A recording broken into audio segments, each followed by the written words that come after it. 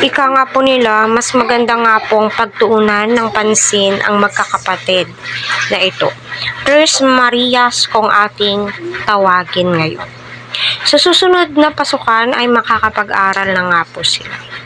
Ayon nga sa ating nasagap na balita, ang tatlong magkakapatid ay hindi po sila nag-aaral. So masasabi mo po talaga na nakakaawa po yung sitwasyon nila kasi nasa bundok lamang po sila.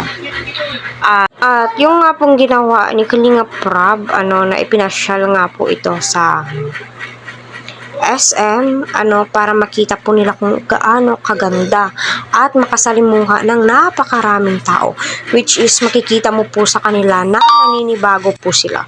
Syempre taong bundok po sila, so dumayo po sila, doon para maghanap buhay, so wala po silang kakilala, wala po silang kamag-anak. Ang kanyang tatay naman po ay tama lang po yung pera para pangkain po nila sa pang-araw-araw. So, dyan mo po masasabi na kailangan po talaga nilang pagtuunan ng pansin.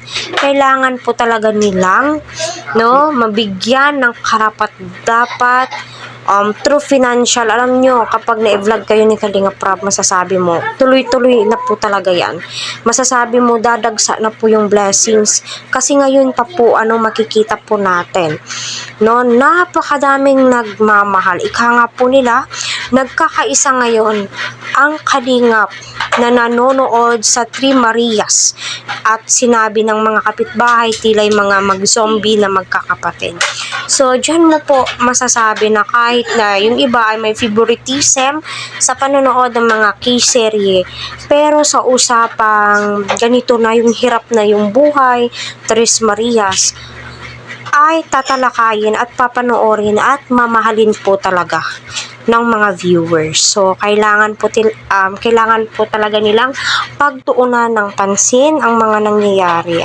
Lalong-lalo na napakadaming naghihirap sa panahon ngayon.